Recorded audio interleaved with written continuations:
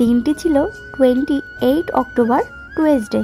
তো মাঝে কিন্তু প্রায় 2-3 দিন কেটে গেছে। আজ গিয়ে আমি ভিডিওটা এডিট করছি আর পোস্ট করব আরও একদিন পরে।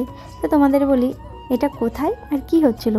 যেহেতু মায়ের আগমন দেখে তোমরা বুঝতে পেরেছো পুজো, হ্যাঁ সেদিন কিন্তু আমার দিদির বাড়ি কালী পুজো ছিল। আর এবার আমি কেন উপোস নেই বা আমি কেন অঞ্জলি দিইনি, এখন তো যেহেতু সবাই শাড়ি পরেছে সেটা তোমরা কমেন্ট করতেই পারো, তো সেটাও আগে তোমাদের জানিয়ে দিচ্ছি একটু পরে। তার আগে দেখো যখন মাকে আনা হচ্ছিল তো তার কিছুক্ষণ আগে প্রচণ্ড বৃষ্টি হয়েছিল, যার জন্য কারেন্ট ছিল না। তো তারপর তো কারেন্ট আসলো, সবাই এদিকে পুজোতে বসেছিল, পাশে খাওয়া দাওয়ারও ব্যবস্থা করেছিল, তো সেটাও তোমাদের দেখিয়ে দিয়েছি।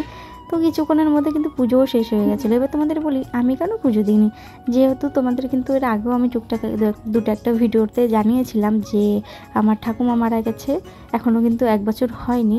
তো তার জন্য বছরকে এখন আমাদের কাল অসুচ রয়েছে, তো ওর জন্য কিন্তু আমি পুজোটা করিনি, কিন্তু ছিলাম ওইখানে যতক্ষণ পুজো হয়েছিল, সবসময় ছিলাম, ওর জন্য আমি পুজো করিনি, সেটা আগে তোমাদের ক্লিয়ার করে দিলাম। তো এখন দেখো পুজো সম্পূর্ণ হয়ে গেছে।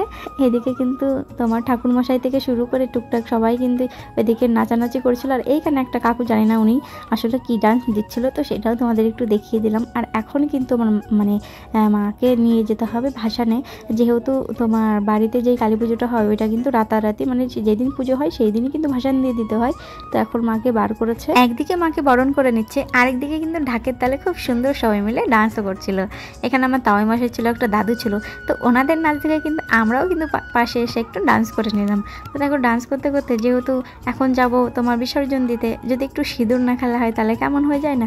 তো এদিকে আমার মামি কিন্তু আমাদের এসে সিঁদুর মাখিয়ে দিল, আর আমি আবার এখান থেকে নিয়ে আমার বিয়ানকেও একটু মাখিয়ে দিলাম সিঁদুরটা। আমরা কিছুটা নাচ টাচ করে নিয়েছি, এদিকে তোমার মাকে বার করে নিয়েছে বিসর্জনের উদ্দেশ্যে। তো এখন বাজে প্রায় 11:30 থেকে 12টা। এখন আমরা সবাই মিলে মানে পাশের একটা পুকুরে গিয়ে ভাসানটা দেবো, ওর জন্য এখন সবাই নাচতে নাচতে নিয়ে যাচ্ছিলাম, যেহেতু ঢাক বাজছিল।